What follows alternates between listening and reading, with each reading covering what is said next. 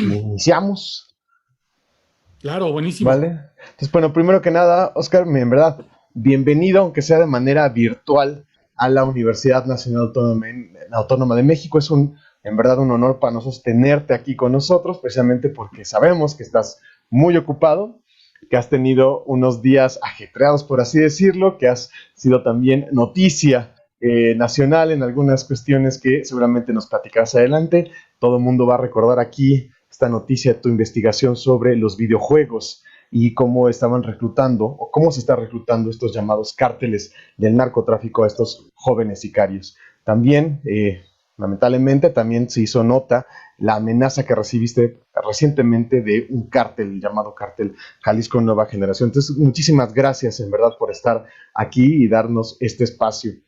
Voy a leer a continuación una breve semblanza de nuestro ponente y otra vez les recordaré que al final van a tener posibilidad de hacer preguntas a Oscar. Oscar Valderas es un periodista especializado en crimen organizado, seguridad pública y política de drogas y derechos humanos. Es autor de la columna Nación Criminal para MBS Noticias en el noticiero Primera Emisión con Luis Cárdenas e investigador senior para la revista digital MX. En 2013 formó parte de la selección oficial de la categoría Crónica del Premio Gabriel García Márquez del Periodismo. En 2015 ganó el primer lugar en el Premio Periodismo Judicial que otorga Causa en Común y en el 2006 obtuvo el primer lugar en el Premio Género y Justicia que concede la Suprema Corte de Justicia de la Nación. Es coautor también de los libros Tú y yo coincidimos en la noche terrible y Los 12 mexicanos más pobres. Actualmente trabaja en su libro País Padrote, de Editorial Grijalvo, sobre explotación sexual en México.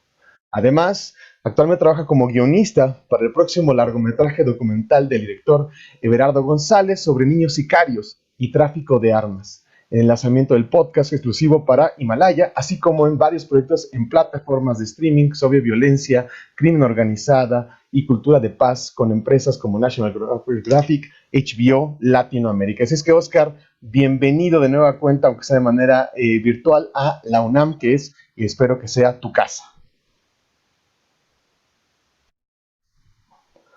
Gracias. Aquí ya me escuchan, ¿verdad? Ya. Bueno, muchísimas gracias. Gracias de verdad a todas y a todos que están conectados en este espacio. Si me permiten, la verdad es que quisiera reducir lo máximo que pueda mi participación en cuanto al rollo que voy a echarles y más bien tratar de destinar más tiempo a la sesión de preguntas y respuestas, que siempre creo que es la parte más rica de toda esta conversación, porque creo que es un pimponeo entre aprender entre todos. Quisiera comentarles primero una especie como de introducción de por qué siento que puedo contarles un poco sobre el fenómeno de periodismo y crimen organizado. Es que mientras estoy conversando con ustedes, en el sótano de mi edificio, tengo a dos policías armados que me están cuidando de manera permanente. Estos dos policías forman parte del Servicio de Protección Federal. Uno de ellos está armado con a 9 milímetros, otro con otra arma larga y otro a 9 milímetros y se encuentran justo abajito de mí. Estoy yo ingresado en el mecanismo de protección a periodistas y derechos humanos desde hace aproximadamente un mes, que fue cuando a partir de una investigación sobre el reclutamiento que hace el Cártel Jalisco Nueva Generación, recibí una amenaza de muerte. La amenaza de muerte que recibí por parte de un presunto integrante del Cártel Jalisco Nueva Generación fue bastante clara en cuanto a lo que querían lograr. La amenaza que publiqué en mi cuenta de Twitter decía básicamente: o te callas o vamos a matarte a ti y a toda tu familia. Esta amenaza la recibí un par de semanas, 3 semanas después de que Azucena Uresti, de Milenio, también recibiera una amenaza de muerte por parte de un presunto integrante del cártel Jalisco Nueva Generación, tipo embosado, ya saben, ¿no? La típica vestimenta de alguien que pertenece al crimen organizado y que hablaba supuestamente a nombre del Mencho, Nemesio Segura Cervantes, el líder del cártel Jalisco Nueva Generación. Esta no es la primera vez que me encuentro dentro del mecanismo de protección federal. Lo estuve ya en 2013, cuando recibí otra amenaza de muerte. Soy de los afortunados, además, porque solamente, entre comillas, he tenido un secuestro express, varias idas al hospital por varias golpizas que me han dado, y esta última, bueno, protegido por parte del Servicio de Protección Federal. Sin embargo, les cuento todo esto porque considero que además soy un tipo privilegiado. cuento con las herramientas de protección que me da el gobierno federal por ser un periodista que tiene cierta proyección en medios nacionales y que además vive en la Ciudad de México. Pero estas condiciones evidentemente no son las de los colegas que están en los estados de la República. No son las condiciones que tienen muchos de mis colegas en Tamaulipas, en Guerrero, en Michoacán, en Durango, en Sonora, donde hay de verdad completas áreas y regiones de silencio, donde no podemos reportear y no se puede saber con certeza cuál es el fenómeno del crimen organizado en México, hasta dónde llega, qué tan penetrados tienen las instituciones y sobre todo cuáles son las consecuencias para la gente que vive en esos estados. Quiero contarles un poco la reflexión de alguien que pues seguramente, espero, no es mucho más grande que ustedes. Yo tengo 34 años, egresé de la carrera en 2009, así que si nos separan unos 10, 12 años, tal vez no es mucho en cuanto a lo que yo viví. Y básicamente es como alguien como yo egresa de la carrera con ganas de hacer periodismo y se descubre a sí mismo como corresponsal de guerra, pero en mi propio país. No tenía que salir a Siria ni a Afganistán, ni tenía que buscarme una visa entre organismos internacionales para poder cubrir una guerra que es tremendamente violenta y que todo el tiempo nos pone a prueba a los periodistas sobre qué tanto vale una vida, una nota. Hablaba hace como un año con gente de Médicos Sin Fronteras, cuando estaba yo cubriendo la violencia en la zona mapolera de Guerrero, y les preguntaba cómo se sentían llevando servicios de salud a esta zona por Iguala, Leonardo Bravo, toda esta zona de mucha injerencia de los Guerreros Unidos y de los Rojos y de varios grupos criminales. Y uno de los médicos que trabajaba para ellos y que llevaba vacunaciones y cubrebocas cuando empezaba la pandemia, un chico colombiano, me decía, mira, Oscar, yo he hecho consultas médicas y llevo servicios médicos a gente con Médicos Sin Fronteras desde hace 8 años. Y lo he hecho en Irak, lo he hecho en Nigeria, lo he hecho en Afganistán, lo he hecho en lugares donde hay grupos terroristas que de verdad son como los grandes villanos de la historia moderna de la humanidad. Y yo 1000 veces preferiría estar en Irak que estar en Guerrero. O sea, a ver, la gente del Estado Islámico decapita una o dos veces al mes, incluso al bimestre, y quema vivo a un periodista o a una víctima una vez cada semestre y se hace una historia nacional y se movilizan los organismos internacionales. En Guerrero decapitan a 6 en un solo día y no pasa nada. En Guerrero queman una familia entera, desplazan un pueblo entero, secuestran una comunidad entera y no pasa nada. Y esa es un poco la dinámica en la que estamos metidos los periodistas en México, y ese es el reto de informar en un país donde hay una guerra poco convencional, pero al mismo tiempo una violencia exacerbada completamente. Así que si me permiten, me encantaría contarles un poco sobre mis reflexiones de cómo llegamos a esto y qué implica ser periodista en México a raíz justamente del análisis del crimen organizado. Quiero además contarles que no espero que esto que yo les diga sea una verdad absoluta. Esto es la manera en la que yo lo veo y cómo me gustaría compartírselos a ustedes. Pero por favor tomen lo que digo con desconfianza, véanlo con recelo, porque así es como vemos los periodistas también a las fuentes que nos cuentan cosas. En periodismo tenemos una frase también que dice, cuando tu mamá te dice que te ama, verifícalo con 3 fuentes independientes. Así que no lo tomen por bueno, tómenlo únicamente como una aportación de datos, porque me interesa que después de esto que les voy a contar, podamos intercambiar impresiones y ver si llegamos tal vez no a un consenso, porque además creo en el valor de la discrepancia, sino al mismo tiempo de poder plantear dónde tenemos coincidencias, dónde probablemente estamos de acuerdo en lo que está pasando como país y dónde podemos tener alguna diferencia que nos lleve a plantear alguna especie de salida a todo esto que estamos viviendo. Mi primera reflexión, me gustaría irme un poco atrás, casi 20 años atrás, cuando una investigadora británica llamada Marie Claire, ella habla que en el 2001, cuando caen las Torres Gemelas, con el atentado terrorista del 11 de septiembre de 2001, el mundo se configura de un modo distinto a lo que teníamos acostumbrados. Y esta configuración pasa por el final de las guerras convencionales entre Estados-nación. De repente, las guerras ya no suceden entre países, sino que más bien suceden dentro de los países por una especie de guerra que buscaba el control territorial ante terribles desigualdades que se daban principalmente en países en vías de desarrollo. México destacadamente vive esto. Hay incluso varios estudios de que hablan sobre cómo los procesos democráticos en varios estados-nación generan violencia o se producen a partir de la violencia. Mientras, por ejemplo, en Sudamérica estaban las grandes dictaduras militares, el crimen organizado se mantenía bastante controlado. Pasó en Brasil, pasó en Argentina, pasó en Chile, con estas grandes dictaduras militares. No había realmente crimen organizado. Este monopolio de la fuerza del Estado hacía que todo el crimen fuera parte del Estado. Sin embargo, en 2001, conforme empiezan estas transiciones democráticas en América Latina, México vive esta explosión. Si bien aquí no tuvimos las dictaduras militares que tuvieron en Sudamérica, sí tuvimos una especie de dictadura blanda, que era la del PRI, y el control hegemónico que obtuvo durante prácticamente 70 y tantos años.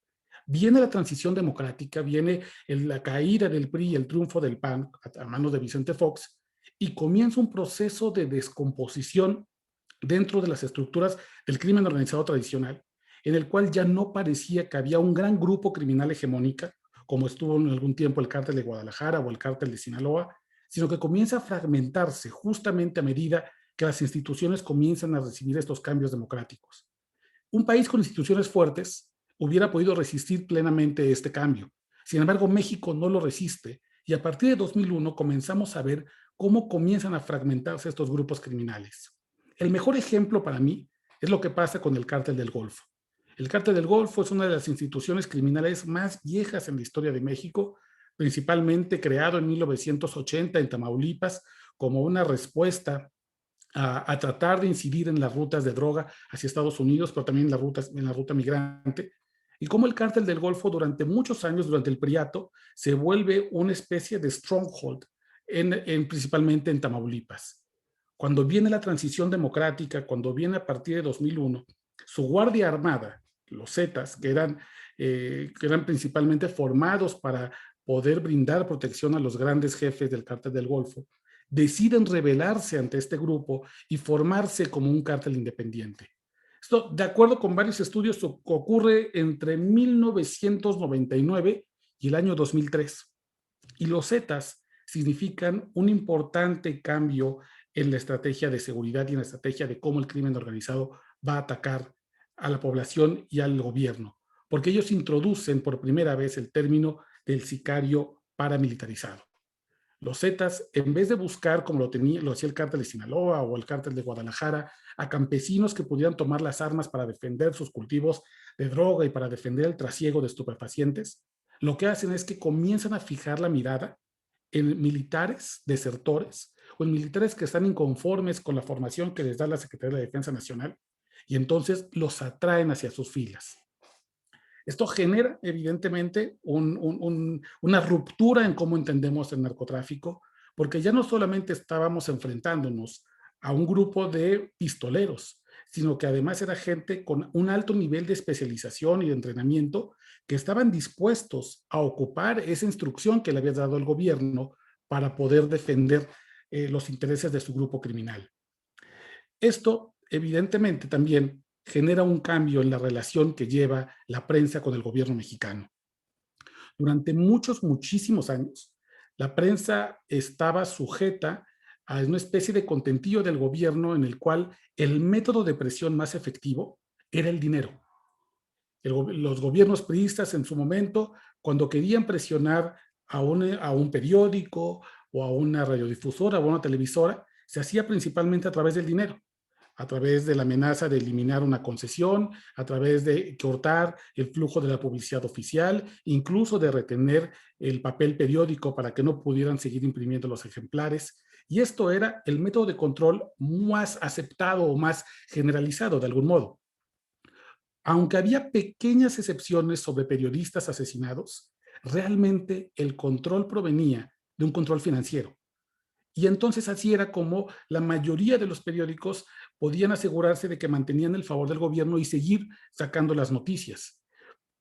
Y además, en una época en la que no había ni Facebook, ni Twitter, ni YouTube, los periodistas que eran silenciados porque eran despedidos por parte de las empresas, además eran boletinados para que no trabajaran en ningún otro medio. Y eso aseguraba que ese periodista incómodo no pudiera tener canales de información con los cuales salir con su información hacia distintas partes del país. Pero los Zetas generan un cambio interesante. Ellos introducen este concepto en el cual ya no necesariamente la presión para los periodistas viene de la parte económica, sino que además viene la parte de controlar a través de las balas. Los Zetas introducen este mecanismo en el cual el periodista tiene que poner a salvo no solo su empleo o el método en el que ellos pueden llevar dinero a sus familias, sino además poner a salvo su vida. Porque este método militarizado, esta concepción que tenían los Zetas de que además ellos eran al mismo tiempo crimen organizado y gobierno, les faculta o les da esta imaginación para poder amenazar a los periodistas y decirles que solamente se podía publicar lo que ellos decidían o podían ser asesinados. Déjenme darles un dato que me parece muy interesante. El primer caso de un periodista desaparecido de manera forzada por presuntamente sus actividades profesionales se da hasta 2003.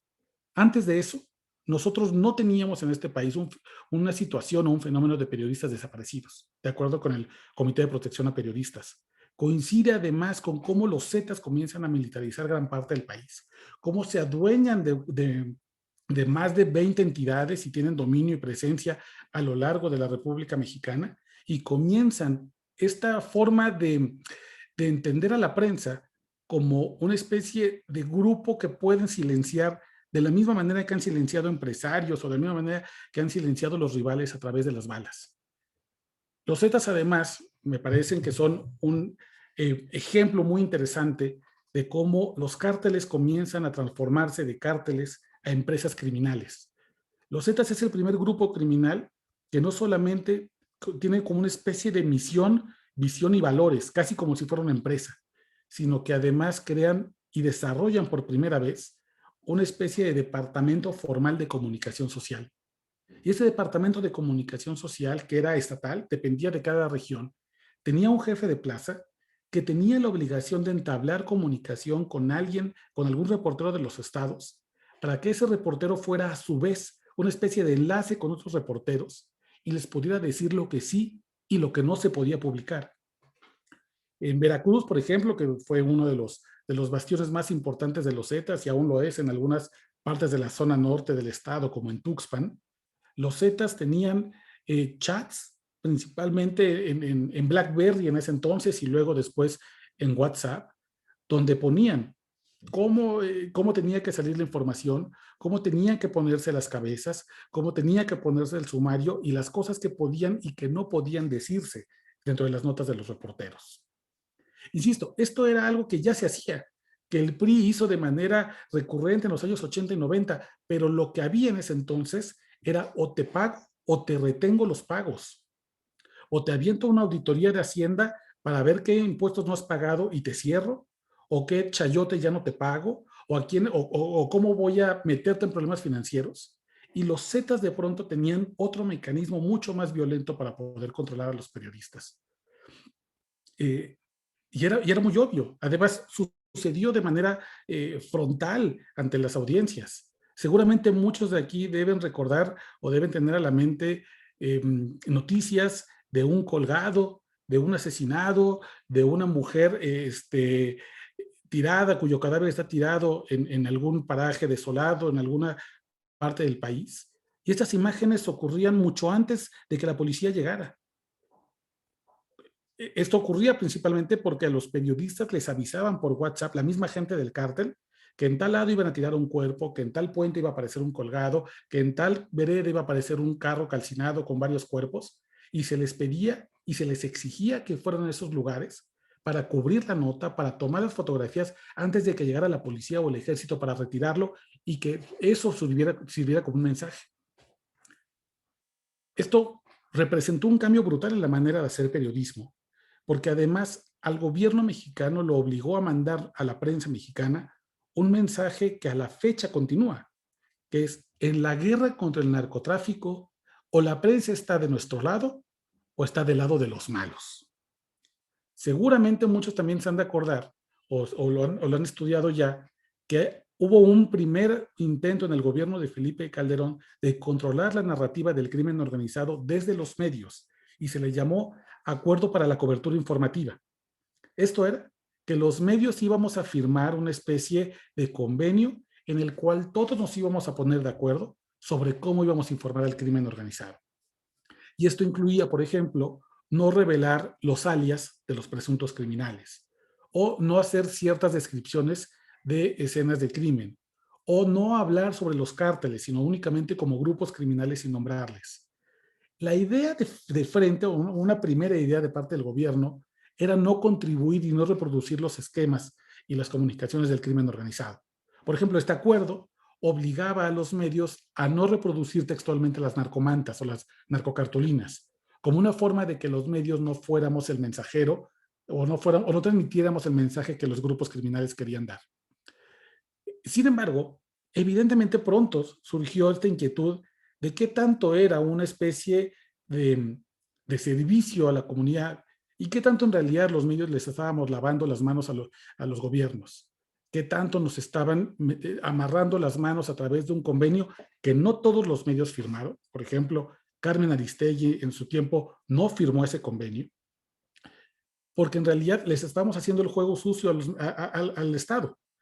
Si nosotros al no hablar sobre ciertas situaciones, en realidad lo único que estábamos haciendo era enterrar las noticias reales y no contar lo que estaba pasando en algunas regiones del país.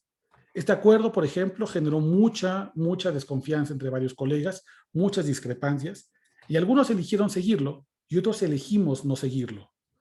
Porque además, a la par de que empezamos a hacer la cobertura de crimen organizado y comenzar a desplegarnos a distintos lugares donde los periodistas locales no podían hablar justamente por el tema de violencia, surgió una revelación que era bastante obvia en ese momento, pero que no habíamos interiorizado. En realidad, la guerra contra el narco nunca fue una guerra entre el gobierno y los cárteles, porque los cárteles y el gobierno resultaron ser exactamente lo mismo. Hay un libro de un colega, Osvaldo, se me fue el apellido ahora me va a regresar a la mente, que se llama Los cárteles no existen. Y es un ensayo sobre el crimen organizado que tiene gracias, sí, Osvaldo Zavala. Y Osvaldo Zavala parte de una idea que me parece muy poderosa. Los cárteles de las drogas no son errores del sistema, son creaciones del sistema, son como una especie de Frankenstein que el mismo gobierno fue alimentando porque había un interés de que estos grupos criminales existieran. Déjenme ponerles un ejemplo. En México, a diferencia de otros países, o principalmente de Estados Unidos, las campañas electorales tienen un tope de gastos, le llaman gastos mínimos de campaña. Y cualquiera que tenga un amigo que trabaje en un partido político o que tenga alguien que haya participado en una campaña electoral, sabe que esos topes de campaña siempre se rebasan. El truco es únicamente cómo vas a reportar esos gastos de campaña para que el INE no te sancione y en algún caso extremo no vaya a anular la elección. Pero básicamente, todos los partidos y todos los candidatos tienen gastos paralelos con los cuales van financiando una campaña política. E incluso ganar la alcaldía de un pueblito pequeño, de un municipio muy chiquito, necesita mucho más dinero que lo que oficialmente se pide.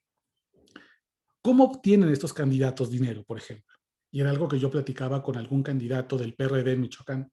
Y me decían, la única forma de que nosotros podamos ganar una elección en Tierra Caliente, Michoacán, donde se necesita mucho dinero incluso para ganar un municipio muy pequeño, es que alguien nos dé dinero, que nos podamos hacer de recursos de al menos 1 millón, 2 millones de pesos, para que entonces podamos ser competitivos y pagar las bardas y pagar los pendones y pagar a nuestros voluntarios y a nuestros representantes de casillas.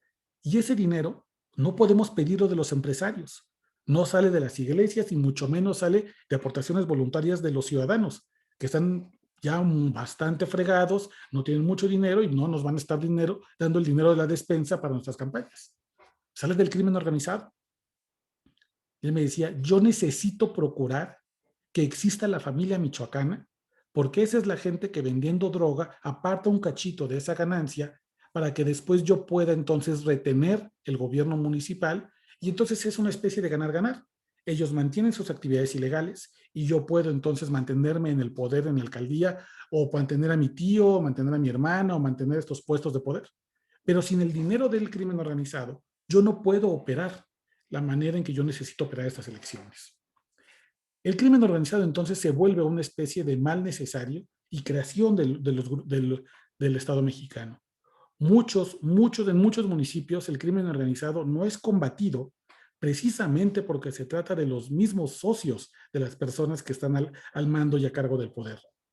Esto es cierto en Tamaulipas, y esto es cierto en Michoacán, y en Sonora, y en Guerrero, y en muchos lugares.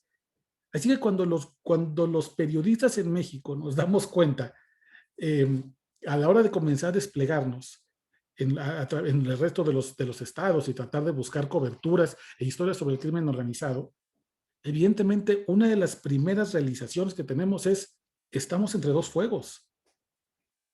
No es cierto que hay un Estado mexicano y un gobierno combatiendo a los grupos criminales, y que nosotros debemos formar parte de esta narrativa en el cual tomamos parte a favor del gobierno y contra la violencia.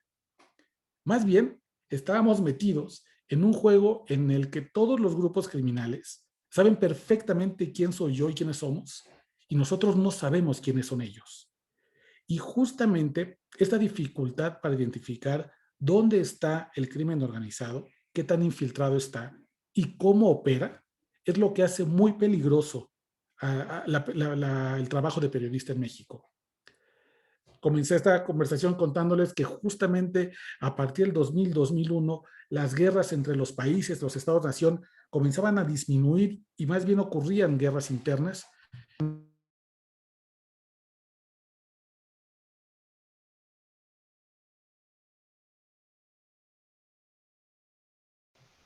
Oscar, perdón, creo que te perdimos. Perdimos tu audio. ¿Me escuchan aquí? Sí, ya. A ver, ¿me escuchan aquí? Ya, perdón. Te decía que había que comenzar un poco esta charla diciéndoles que cuando empieza a decaer este asunto de las guerras entre los estados-nación, también decae una forma de guerra convencional en el cual los países peleaban con ejércitos convencionales. Y había una guerra entre grupos uniformados que se identificaban plenamente, y que había además ciertas reglas instauradas para el conflicto. Pero de repente, México está completamente metido en otra dinámica. Nosotros ya no, los periodistas estábamos en medio de dos fuegos, entre el fuego del gobierno y el fuego del crimen organizado, sin que además hubiera uniformes que los pudieran identificar, sin que además nosotros como prensa pudiéramos tener acceso a ciertos derechos, o tampoco ni siquiera la propia, ni siquiera tener una credencial de prensa, o algo que nos identificara, como sí sucede en algunas zonas de guerra, que seguramente han visto que hay gente que trae un casco y que traen los chalecos azules, que aquí dice prensa, press, no disparen. Eso no lo tenemos en México. Les diría que incluso a la par de que comienza a avanzar el fenómeno de la violencia contra los periodistas y contra la prensa, justamente por la introducción de estos grupos criminales militarizados, multimillonarios y aliados con el gobierno, nos sucede a los periodistas otra gran tragedia, que es la precarización del empleo. La mayoría de los periodistas hoy en este país no tenemos seguridad social. Muchos incluso no tenemos una credencial de prensa o un gafete de prensa que nos pueda identificar frente a las autoridades. Yo llevo aproximadamente 12 años haciendo ese trabajo, cubriendo cárteles y crimen organizado, y metiéndome a las balaceras y metiéndome a los ejidos y a las comunidades donde están los grupos criminales. Y de los 12 años, yo creo que 12 años he tenido en 2 ocasiones una credencial de prensa. Muchas ocasiones uno no quiere tenerla porque significa un riesgo incluso presentarse como prensa en algunas regiones, pero en muchos otros lados, principalmente en los estados, las empresas no quieren dar una credencial a los reporteros porque eso significa admitir una relación laboral que no están dispuestos a comprobar ante el Seguro Social o ante la Junta de Conciliación y Arbitraje. En muchas ocasiones a los colegas de los estados se les paga en efectivo, justamente para que no quede rastro de que alguna vez fueron contratados, o se les paga por honorarios para no darles prestaciones. Hoy en México, pueden mandarte sin ningún problema al matadero y decir que te vas a ir a hacer una cobertura a Michoacán, a Tierra Caliente, donde está la batalla entre el cártel Jalisco Nueva Generación y los Viagras, y el reportero va a tener que ir con sus recursos en un autobús, viendo a ver dónde come y qué come, viendo a ver si llega a un hotel donde lo pueden recibir, y no trae ni siquiera un seguro de vida o un seguro de gastos médicos mayores. Esa es la realidad en la que estamos. Y fíjense cómo comienza a descomponerse todo para los periodistas. No digo que el pasado era perfecto, no siento ninguna nostalgia por el pasado priista, pero había ciertas condiciones que de algún modo permitían una operación relativamente segura. No había ese intercambio de balas por chayote. Había gente que ya no quería o que se sentía atacada por la censura de algunos canales y simplemente renunciaba. Hoy los desaparecen, los secuestran frente a sus familias y los asesinan, y el cuerpo aparece 3 días después calcinado. Había de algún modo, los periodistas estaban inscritos a un sistema de seguridad social, podían contar con jubilaciones, tenían una plaza dentro de los periódicos, dentro del radio. Hoy eso ya no existe. Había además una sensación de que podíamos asistir con nuestros editores y podíamos comprobar una relación laboral que nos protegiera de algún modo, un seguro médico. Hoy eso tampoco existe. Y todas estas condiciones además se fueron dando a medida que el país comenzó a hacerse mucho más y más y más violento. Déjenme contarles una breve anécdota de algo que me sucedió en Monclova, Coahuila, y que me parece que ejemplifica perfecto justo estos fuegos en los que estamos metidos los periodistas que cubrimos crimen organizado. Esto fue hace 5 años. Yo trabajaba en ese entonces para Vice México, o Vice en español ahora, y me habían pedido hacer un trabajo sobre desapariciones forzadas en el norte del país, específicamente en Coahuila, donde hay un gran desarrollo de industria minera y automotriz, vaya, un estado rico, pero cuya riqueza no se veía a simple vista. Y elegí Monclova porque tenía todas las condiciones que me interesaban. Los Zetas habían tomado control de esa ciudad, y había además un esfuerzo muy interesante por parte del gobernador de poder frenar estos grupos del crimen organizado. Además de que estaba toda la influencia de los Moreira, estas familias ultrapoderosas que tuvo 2 gobernadores por parte del PRI, y una serie de cosas que me llamaban mucho la atención. Me acuerdo que entrevisté a una madre que tenía a su hijo desaparecido, un chico de 18 años con autismo, que había pedido permiso para ir a una fiesta de 15 años con sus amigos, y al regreso de la fiesta llega completamente desencajado a su casa, sudando frío. La mamá, la señora Arge Soto, que murió de COVID-19 sin nunca encontrar a su hijo, le pregunta que qué es lo que había pasado, por qué había regresado tan pronto de la fiesta y por qué estaba tan angustiado. Y el chico no le alcanza a decir nada, solamente le dice: mamá, por favor, escóndeme. Y la señora Arge le pregunta: ¿qué tienes? ¿Pero por qué? ¿De qué te voy a esconder? ¿De quién te voy a esconder? Y él le dice: algo hice, pero no sé qué hice mal. La señora Arge mete a su hijo abajo de la cama y con el insomnio a todo lo que da, se queda en la sala junto con su esposo intentando pensar qué va a hacer, qué es lo que sigue y quiénes son las personas que están buscando a su hijo, insisto, un hijo con discapacidad. Y cerca de las 3 de la mañana llega un grupo de los Zetas y rompe la puerta de la casa.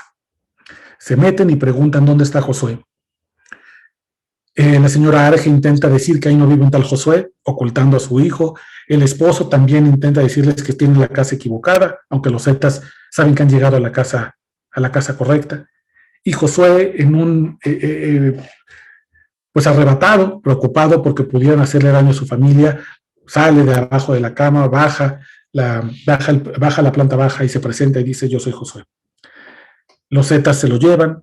El esposo de la señora Arge intenta detenerlos y también se lo llevan, y a la señora Arge le disparan en las piernas, y entonces se queda ella tirada en un charco de sangre, literalmente, viendo cómo a su hijo y a su esposo se los llevaron los Zetas.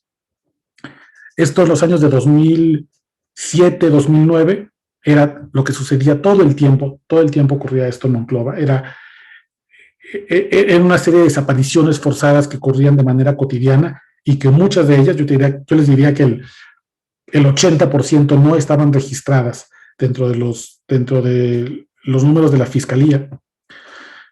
Así que bueno, entrevisto a esta mujer como si fuera una especie de caso emblemático que puede narrar muchos otros casos de gente que vive en Monclova, el drama de cómo los Zetas se meten al municipio. Y al día siguiente voy y entrevisto al presidente municipal. Un presidente municipal del PAN, me acuerdo, me recibe en sus oficinas. Yo a propósito le había mentido un poco, la verdad, le había dicho que yo quería hablar sobre las estrategias de generación de paz. Y ya que lo tuve enfrente, le dije, mira, la verdad es que sí vengo a preguntarle esto, pero también quiero preguntarle sobre los Zetas en la entidad. El tipo se pone blanco, absolutamente, y entonces me dice, no sé de qué me estás hablando, y no puedo contestarte esa pregunta. Inmediatamente veo que este alcalde del PAN toma una hoja y escribe en la hoja y me da un papelito. Y el papelito decía, yo te busco más tarde, aquí no podemos hablar. En ese momento entendí que el alcalde estaba seguro de que los Zetas habían puesto micrófonos en su oficina.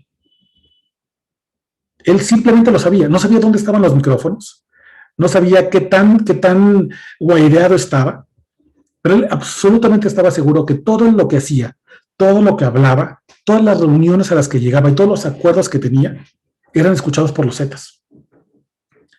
Yo entendí perfectamente y dije, si sigo preguntando, no solamente van a matar al alcalde, me van a matar a mí. Y entonces decidí regresarme al hotel. Me acuerdo que en el hotel me quedé ahí con un fotógrafo y el fotógrafo y yo tuvimos que tomarnos turnos para dormir. 2 horas él dormía y yo estaba despierto viendo la puerta. Luego yo dormía 2 horas y él descansaba 2 horas y así nos estuvimos intercambiando, absolutamente seguros de que los Zetas ya sabían que estábamos ahí y podían ir por nosotros. Además, el hotel que habíamos elegido, un hotel que tenía una salida a una carretera, así que dijimos, es facilísimo que en cualquier momento vengan estos vatos y nos vayan a secuestrar y en 10 minutos estamos fuera del municipio y nadie va a saber nada de nosotros.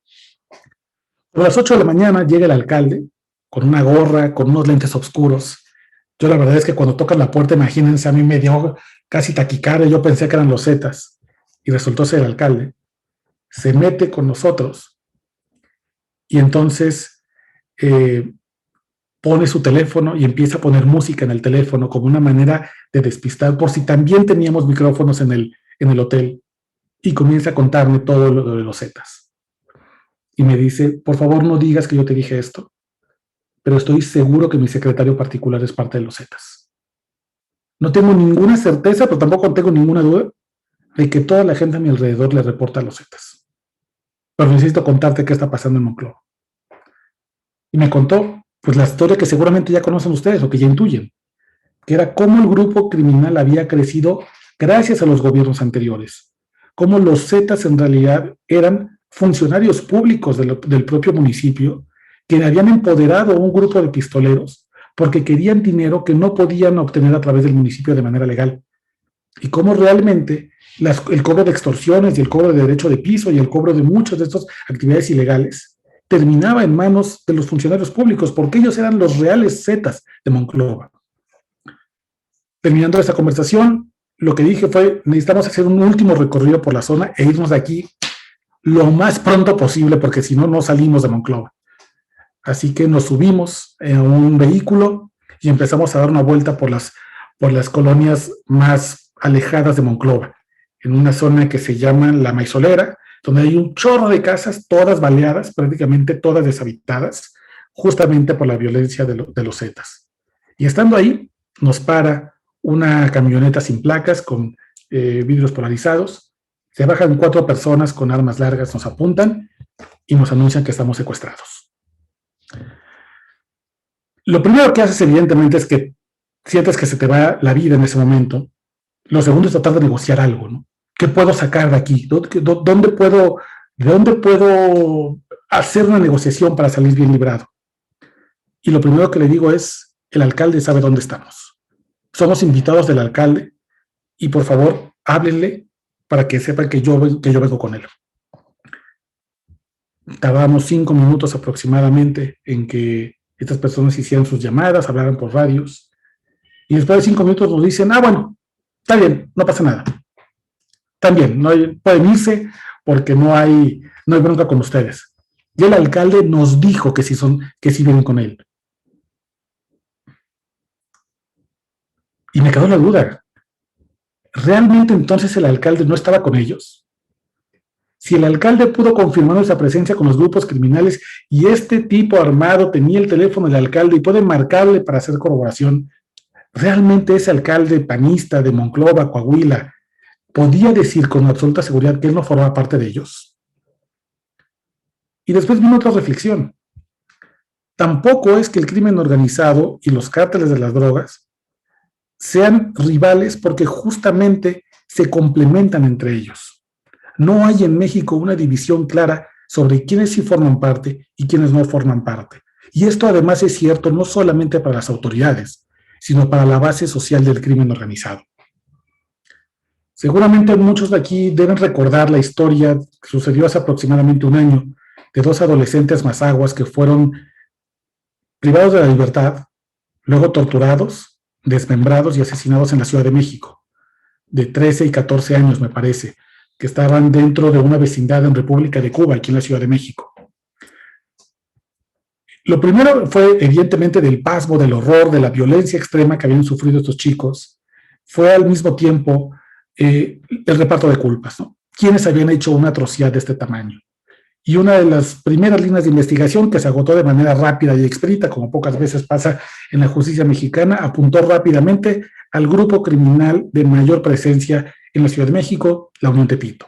Y dijeron, la Unión Tepito es responsable de este multihomicidio, de este infanticidio terrible, y a ellos vamos a ir a tratar de destruirlos. Y una de las cosas que evidentemente después suelen hacer las fiscalías es buscar criminalizar a las víctimas, para bajarle un poco el calor a las investigaciones. Y algo de lo que decían es que además estaban involucrados en el crimen organizado.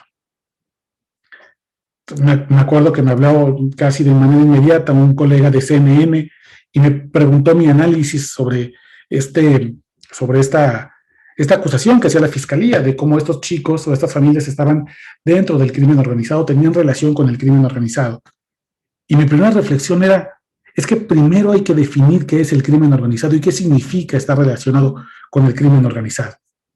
Porque hay muchas comunidades, incluido el centro histórico, incluido Tepito, incluido La Merced, incluido Mixcalco, incluido varios barrios aquí, en el cual la convivencia con el crimen organizado es de manera tan cotidiana y tan normalizada que de algún modo en esos lugares todos forman parte del crimen organizado. Seguramente también muchos de aquí deben tener familias en algunos pueblos pequeños en Michoacán o en Guerrero o en algunas partes de la República, donde, por ejemplo, todos tienen el mismo apellido. La mayoría son Méndez o la mayoría son Fernández o la mayoría son Gutiérrez. Y todos tienen un conocido que se dedica a la maña. Todos conocen además en esos pequeños municipios quién anda en malos pasos, quién vende droga, incluso uno es un primo lejano, o todo el mundo sabe quién es el señor que tiene su punto de venta de droga en la zona. En el caso, por ejemplo, de las familias de estos chicos mazaguas asesinados, ellos vivían en una vecindad de control de la Unión Tepito, y seguramente cuando tenían que salir a jugar o a la escuela, saludaban al vecino que vendía droga, o tenían como conocido dentro de la colonia a alguien que también se dedicaba a la venta de armas, o la mamá, para tener la fiesta en paz con la gente de la vecindad, de repente le echaba un taco allá al vato que también pesaba la droga, o sabía perfectamente que en el cuarto de arriba de la vecindad se almacenaba armas, o que de repente la vecindad abría la puerta para que se metieran los asaltantes y pudieran volar a la policía. Eso también forma parte de los retos de los periodistas a la hora de cubrir el crimen organizado. Hay territorios donde el crimen organizado no solamente tiene apoyo institucional, es decir, a las autoridades de su lado, compradas y en la nómina, sino que también tienen en el bolsillo a la base social, que es la gente que trabaja para el crimen organizado o que ya sea que por conveniencia o por miedo están de su lado. Sucede en la Sierra Amapolera de Guerrero, en la Sierra Marihuanera de Sinaloa, donde los periodistas, cuando queremos hacer un trabajo de investigación, de manera inmediata, la misma gente que está dentro de esas comunidades te ponen el dedo. Es muy fácil llegar a una comunidad y que el halcón que está en la entrada de la carretera, que el halcón puede ser un niño, puede ser una señora que vende tamales, inmediatamente avise al jefe de plaza, al lugarteniente, a quien controla para un cártel en un territorio, que hay un vato que trae una cámara y que anda haciendo preguntas raras. Entonces, imagínense en las condiciones en las que se hace periodismo en este país. Desconfianza de las autoridades, desconfianza de los pobladores, desconfianza también dentro de los mismos medios de comunicación en algunos estados del país. Tú no sabes si tu compañero de al lado trabaja como enlace de comunicación social para el cártel Jalisco Nueva Generación o para los Zetas o para el cártel de Sinaloa. Y al mismo tiempo condiciones precarias, sin seguridad social, sin seguro médico, sin seguro de gastos médicos mayores, sin una credencial para poder presentarte como periodista. Y ahí hay que intentar descubrir la mayor historia de los últimos 15 años. ¿Cómo y de qué manera nos afecta la llamada guerra contra el narco? Ahora, parecería que esto entonces es una misión suicida. Y un poco, para algunos, evidentemente lo es. La organización Artículo 19, que es una organización internacional dedicada a la defensa de los periodistas en México, da cuenta de que, por ejemplo, 7 de cada 10 agresiones a los periodistas están dadas no por el crimen organizado, sino por autoridades de distintos niveles de gobierno. 7 de cada 10. Entonces, en realidad, no estamos siendo agredidos tanto por el crimen organizado, sino por la colusión del crimen organizado con las autoridades. El último conteo habla de 141 periodistas y defensores de derechos humanos asesinados, únicamente en lo que va del sexenio. 6 de estos periodistas, 6 de estos 141 estaban dentro del mecanismo de protección federal a periodistas y defensores de derechos humanos. Pero si me permiten tratar de ir cerrando todo este rollo con una nota positiva, es que al mismo tiempo de que el periodismo se ha vuelto cada vez más una profesión de altísimo riesgo, también el periodismo mexicano pasa por su mejor momento. Porque mientras hemos tenido que descubrir en lo individual los golpes de esta violencia institucional, criminal, fáctica contra nosotros, también hemos descubierto cómo hacer redes que nos protegen cada vez de mejor manera.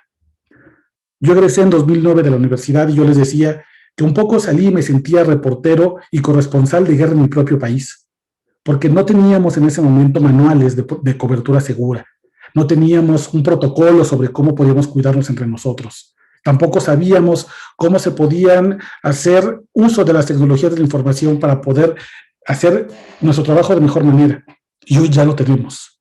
Esto es algo que además el gremio propio fue descubriendo lamentablemente en ensayo y error.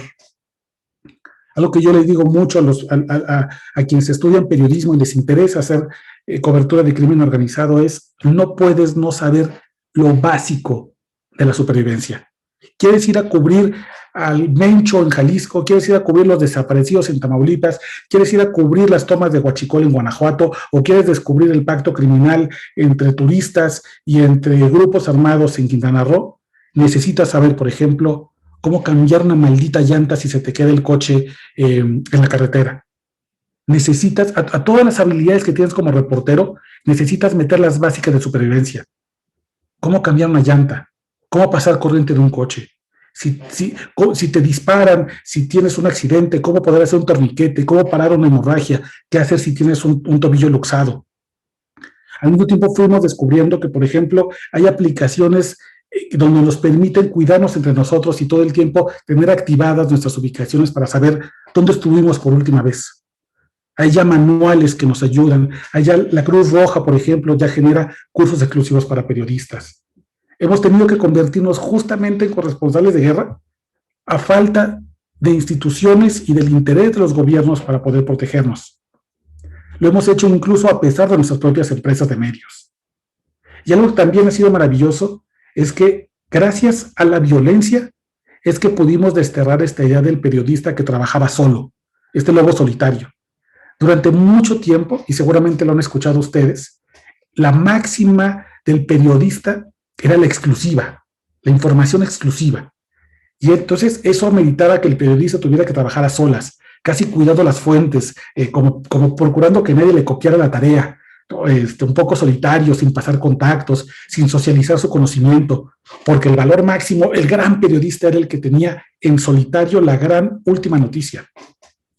Hoy todos esos valores han cambiado en el periodismo y además han cambiado para bien, sobre todo de los estudiantes y de las habilidades sociales que deben tener gente en la universidad. Los mejores trabajos periodísticos en México, los últimos, los más frescos, los que más tienen como referencia hoy, son producto del trabajo colectivo. Piensen en la Casa Blanca, por ejemplo. No fue un trabajo de una sola persona, fue un trabajo de un equipo de periodistas. Piensen en la estafa maestra, un trabajo de un equipo. En el trabajo de Tatlaya. Hoy justamente salieron los 40 nominados del premio Gabriel García Márquez de periodismo, que es como los premios Óscares, digamos, del periodismo que genera la Fundación Nuevo Periodismo de Gabriel García Márquez. De los 40, yo les aseguro que 35 son trabajos colectivos. Cuando ven autores, no hay una sola persona, son 6, 7, 8 colegas que se pusieron de acuerdo para trabajar de manera conjunta y poder sacar una historia. A eso también nos obligó la violencia, a trabajar juntos, a generar redes, a ser colectivos. Y yo creo que dentro de todo lo terrible que ha sido estos últimos años para la profesión, eso rescato mucho de lo que hemos hecho. Claro, los Pandora Papers, los Panama Papers, ante el riesgo de que pudiéramos ser blanco de las instituciones, de los gobiernos, del crimen organizado, incluso de los poderes religiosos, como puede ser algunas iglesias en algunas zonas, el periodista se ha articulado como un colectivo para poder sacar esas historias. Y no tiene nada que ver además con la capacidad de investigación, sino también con cómo disminuimos riesgos.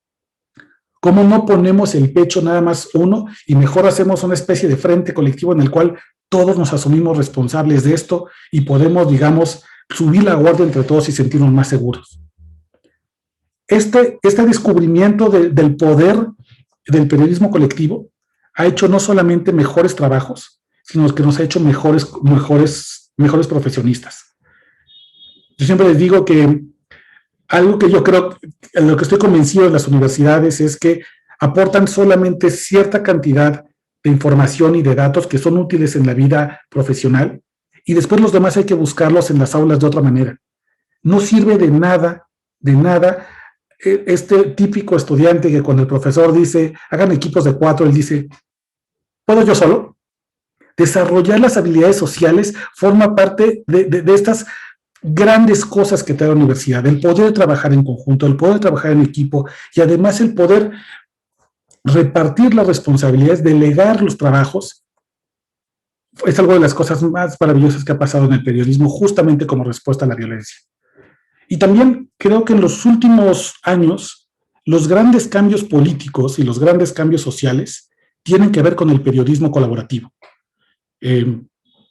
Esto que pasó con Emilio Lozoya, por ejemplo, cómo ayer fue ligado ya a prisión preventiva, por fin, aunque en mucho ayudó esa fotografía de Emilio Lozoya en el restaurante UNAM, comiendo el pato pequinés que sacó Lourdes Mendoza, fue un golpe de suerte, lo de Lourdes Mendoza. Fue un golpe de suerte bien aprovechado, bien hecho, que por supuesto hubiera sido una historia que cualquier periodista hubiera querido tener. Pero parece injusto a la luz únicamente pensar que solamente esa foto de Emilio Lozoya sirvió para que hoy el exdirector de Pemex estuviera en prisión. Detrás de eso hay una cantidad de trabajo brutal de muchos colegas que fueron arrinconando poco a poco las instituciones para poder representar resultados en esta trama de Odebrecht, que está en otros países y que no se logró en México. Rosario Robles y la estafa maestra y muchos otros cambios han ocurrido gracias a este periodismo colaborativo. Así que cuando les cuento todos estos obstáculos y todas estas cosas terribles que pasan alrededor del periodismo, no quiero contar únicamente una historia de tragedias y de cosas terribles y de que somos unas víctimas y que todo lo malo nos pasa y somos unos pobres desdichados que trabajamos contra viento y marea. La mayoría de nosotros decidimos estar aquí todavía. Nos gusta este oficio, estamos convencidos de que podemos aportar algo a la sociedad y además yo creo que realmente tenemos la capacidad de incidir en algunos de los mejores cambios que tiene este país. Me preguntaba hace poco un estudiante de universidad también si el poder tenía que temer a los periodistas y yo le decía que no. que el poder tiene que temerle a los lectores, no al periodista. Es nuestra tarea como periodistas motivarlos, indignarlos, enojarlos, para que sean los lectores quienes, después de consumir lo que hacemos, puedan entonces enfrentarse a los gobiernos autoritarios, a los gobiernos antidemocráticos, a los grupos de poder, para poder cambiar la realidad de lo que está pasando. Me dice Abigail, otro ejemplo es Wikileaks. Claro, y bueno, justo, Abigail, qué bueno que lo comentas, me pone otro ejemplo, puede ser Wikileaks, aunque Assange no es un periodista como tal. También eso me parece que ha sido muy interesante. A medida que la violencia, y la violencia criminal, pero también la violencia de las empresas y la violencia institucional fue cambiando, también fuimos flexibilizando el concepto de periodista. ¿Y qué significa ser periodista? Durante mucho tiempo parecía que únicamente podías ser periodista si habías cursado una carrera de comunicación o si estabas dentro de algún medio formal. Y hoy mucha de la gente que hace periodismo no son periodistas en esta rigurosidad de la palabra, porque además periodismo puede ser cualquier cosa que genere un interés público por un hecho novedoso o relevante y que al mismo tiempo esté bien reportado y con rigurosidad. Pienso, por ejemplo, en esta entrevista que hizo Sean Penn al Chapo Guzmán para la revista Rolling Stone. Yo creo que es una exclusiva que cualquier periodista hubiera querido hacer y que evidentemente nos generó información y que después desencadenó en hechos más grandes. Algunos casos son, dice Octavio, son los colectivos de familiares quienes reportan e informan mejor que la mayoría de los medios. Por supuesto que ellos tienen, los colectivos de familias son una fuente inagotable de información y muchos de ellos, incluso cuando hablas con las madres, te dicen, yo debo haber sido reportera, yo hubiera querido ser periodista porque me encanta esta parte de informar. Conforme el peligro se fue condensando en nosotros, digamos, los profesionales, comenzó a generarse un grupo de gente que al mismo tiempo informa y que fue ampliando y flexibilizando el concepto de periodista. Yo creo que también gran parte de esta transformación que ha sufrido el oficio en tiempos de la guerra contra el narco, a punto de entrar al año 15 de esta asquerosa y estúpida guerra, es que poco a poco nos hemos ido dando cuenta de que todos tenemos la capacidad de informar, que hay que hacerlo con las herramientas que los periodistas tenemos, como la rigurosidad, el contraste de fuentes, el buscar cómo ser equilibrados y cómo ser justos con la información, pero también ha hecho que el valor del periodista en la sociedad esté cada vez más presente en la sociedad y que además la gente reconozca, así como tiene el derecho a la libre expresión, a la libre asociación, también tiene el derecho a elegir dónde va a informarse, cómo va a informarse y qué tipo de niveles mínimos de rigurosidad de la información le va a pedir a los periodistas. Yo, por ejemplo, me siento todo el tiempo comprometido con los lectores que en muchas ocasiones señalan los errores que pueda tener, aplauden los aciertos que pueda tener, pero que todo el tiempo están pidiendo información, todo el tiempo. Mi cuenta de Twitter recibe, yo creo que 4 o 5 veces al día, mensajes directos de, habla de Durango, aquí te va información sobre lo que está pasando en Sonora, por favor habla de este tema en Sinaloa. Lamentablemente veo poca esperanza a la hora de que termine esta cobertura de crimen organizado. No creo que vaya a terminar pronto el tema de la violencia. Y mientras esa violencia siga, seguiremos trabajando, y muchos colegas estaremos al pie del cañón buscando la información, y de la mano de ustedes, de la mano siempre de la audiencia, es que podremos hacer los mejores contenidos y lo que nosotros creemos que puede aportar a este país para que las audiencias tomen mejores decisiones y con suerte, con mucha suerte, en algunos años, todo este fenómeno terrible de la guerra contra el narco acabe por fin. Muchísimas gracias, Oscar. En verdad, fue una plática extraordinaria. Es la palabra que tengo que usar contigo. Extraordinaria. Muchísimas gracias por la información. Como sabes, es justamente la clase en narcotráfico y crimen organizado. El objetivo número 1 es justamente generar una crítica a la historiografía tradicional de cómo estamos relatando, cómo es la narrativa de cómo se originó el crimen organizado en México. Justamente evitar esta disociación del crimen organizado como algo fuera de la sociedad, que no es un problema nada más de policías contra ladrones. Desde que se originó el concepto, desde inicio del siglo XX, ha sido parte de la sociedad y tenemos que entender el fenómeno como tal. No podemos estar siguiendo repitiendo cosas como conceptos de estructura como cárteles, tenemos que hablar de redes criminales, tenemos que hablar de justamente la relación entre el crimen organizado y el Estado, la sociedad, etcétera. Entonces, tu plática en verdad cayó así como anillo al dedo. Justamente leemos el próximo semestre un fragmento de Osvaldo Zavala, de Los cárteles no existen, y también lo trabajamos en clase.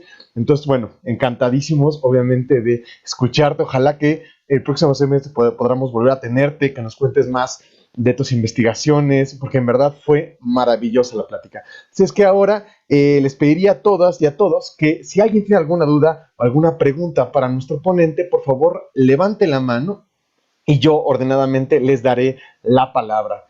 Así es que ahora es cuando. Alexei, por favor, creo que ya puedes cambiar tu micrófono. Alexei, por favor. Antes que nada, la plática fue muy buena, muy buena, y quisiera que usted ahondara en un punto que se mencionó al principio, en el cual, bueno, se mencionó que se está trabajando en una cuestión de explotación, no me acuerdo cómo se dijo al principio, de personas, explotación sexual, no recuerdo cuál fue el término empleado, y lo que yo quería preguntar es que hasta qué punto, en su percepción o lo que ha estudiado, la cuestión de los narcóticos sigue siendo relevante para el funcionamiento del crimen organizado, especialmente cuando hay otras actividades más violentas incluso, como el tráfico de personas, como la extorsión, etcétera, que ya se vuelven bases económicas para su funcionamiento. Claro. Gracias, Alexei. Antes de responder tu pregunta, voy a hacer una amenaza directa. A quien me hable de usted, me voy a salir de esta conversación, ¿eh? Advertidos están. Nadie me puede hablar de usted, por favor. No, mira, evidentemente cuando hablamos del cárteles de las drogas como un concepto que ya hemos dicho que está en desuso, hablamos de un grupo criminal cuyo casi exclusiva forma de llegarse a recursos era a través del tráfico de narcóticos. Hoy esa realidad ya está muy rebasada, casi a partir de la llamada guerra contra el narco, que yo digo que no es una guerra contra las drogas, sino es una guerra contra los usuarios de las drogas. Hubo una especie de fetiche por los decomisos de drogas, como si eso fuera el máximo deseo al que podían aspirar las autoridades, y además crearon toda una narrativa maravillosa en la cual ponían a los soldados enfrente de cargamentos de marihuana y ladrillos de cocaína que iban incendiándose, con espectaculares imágenes que supuestamente daban una sensación de que la guerra la iban ganando, aunque no pareciera. Esto se ha ido transformando, y por eso yo creo que hay que empezar a hablar más que de cárteles, de empresas criminales. Y esas empresas criminales fueron diversificando sus negocios. Uno de ellos, entre los más redituables, y no lo digo yo ni lo dice el gobierno mexicano, lo dice la propia Oficina del Delito de la ONU, es la trata de personas. En México la trata de personas tiene 11 modalidades. La más conocida de todos es la explotación sexual o la prostitución forzada. Sin embargo, hay otras modalidades en la ley general. Está, por ejemplo, la explotación laboral, la esclavitud, la mendicidad forzada, los matrimonios infantiles forzados, la experimentación con tejido humano. Hay distintas modalidades. Y el rol que juegan las drogas, por ejemplo, específicamente en el tema de la trata de personas, es que la droga, por ejemplo, funciona como una forma de dominar a las personas que son víctimas de este tipo de actividades ilegales. Cuando una mujer, principalmente pienso en mujer porque el 70% de las víctimas de explotación sexual en México son mujeres y niñas, es metida en estas redes de explotación sexual. Uno de los medios comisivos más usuales es comenzar a darle droga de manera que se vuelve adicta para poder mantener un control invisible sobre ella. Estos grupos de trata de personas, que muchas veces son los propios cárteles, entre comillas, como fueron los Zetas, el cártel Jalisco Nueva Generación, y muchos de ellos, ya no ocupan casas de seguridad. No necesitan hacer secuestros tradicionales, sino que ponen a la gente en plena vía pública y ante la mirada del transeúnte, del peatón, podrían no parecer víctimas atrapadas en una red criminal. Sin embargo, así evidentemente lo están, y gran parte de esto, de por qué lo logran hacer, pasa por el tema del uso de drogas, no tanto como un negocio, sino como un medio comisivo. Esto también pasa, por ejemplo, en el tema del reclutamiento forzado de menores o la contratación de sicarios. La droga se vuelve una especie de cadena o de instrumento para poder para poder mantener esta base social o estos grupos que integran a los grupos criminales. Y desde ahí sigue siendo un negocio poderoso. Por supuesto que la marihuana y la cocaína han ido perdiendo protagonismo dentro de las finanzas de estas empresas criminales y cada vez más vemos otro tipo de drogas que comienzan a tener mayor impacto en sus bolsillos. Pienso decididamente en las drogas químicas como las metanfetaminas o últimamente el fentanilo, que no solamente se ha vuelto un problema de salud pública en Estados Unidos, sino que también en algunas zonas de la frontera norte de México, como Tijuana o Ciudad Juárez, ya están decididamente presentes. Así que la droga yo creo que hay que verla como en dos dimensiones. La primera, sí como una parte de un negocio, sí como parte de las ganancias, que poco a poco ha ido perdiendo protagonismo frente a otras expresiones criminales como la trata, como la extorsión, como el secuestro, y otras formas novedosas, como por ejemplo como la extorsión a minas de litio, a minas carboníferas, a lo que le llaman zonas estratégicas para la soberanía del país y al mismo tiempo como instrumentos para dominar la voluntad de las personas que están dentro de estos grupos criminales y que son mucho más rentables para los criminales, a diferencia de un kilo de cocaína o de un kilo de marihuana que se acaba en, no sé, en 2 meses por $300,000 en el tránsito desde Colombia hasta Baltimore, por decirte algo. Una mujer o una niña que es explotada sexualmente, se le puede sacar mucho más que $300,000 a lo largo de 8 o 9 años que estén metidos en una red de explotación sexual. Así que yo creo que ese es el gran reto, ver a la droga en estas dos dimensiones, ya sea como negocio, en el comercio formal del mercado negro y por otro lado como un medio de sometimiento de voluntades. Muchísimas gracias, Oscar. Luis, por favor. Sí, yo tengo una pregunta un poco más personal, porque algo que nos relataste en tu experiencia es en el caso del político de Monclova, es que pues hay una relación en la cual parece que nadie está sublevado, no es un ellos, no está polarizado, no es un color negro o es un color blanco, ¿no? Son muchas escalas y hay relaciones. Y también al principio mencionaste que tú tienes 2 policías que te están cuidando. Y a lo largo de tu discurso también dijiste que son los policías los que agreden o es el Estado los que agreden. Entonces, ¿cómo te sientes respecto a esa seguridad que parece, a mi gusto, muy, muy relativa? Es un volado todo el tiempo. Y esa fue una de las grandes discusiones a las cuales me tuve que someter con mi familia y con mis amigos sobre aceptar o no la protección del gobierno. Evidentemente, yo estoy muy claro que la mayoría de las agresiones a periodistas vienen por parte de servidores públicos y al mismo tiempo acepté que fuera dos servidores públicos en este caso quienes me cuidaran.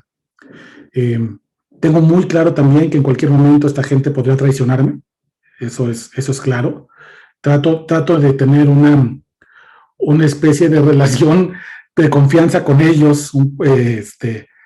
No recuerdo en qué serie de televisión hay una escena donde van, Grey's Anatomy, hay una escena en Grey's Anatomy donde hay un tirador en un hospital que está tratando de matar a los médicos y el tirador se enfrenta contra una doctora y la doctora levanta las manos y comienza a decirle: mi nombre es tal, soy hija de tal, mi padre se llama tal, empieza a contarle todos sus sueños y todo lo que quiere hacer.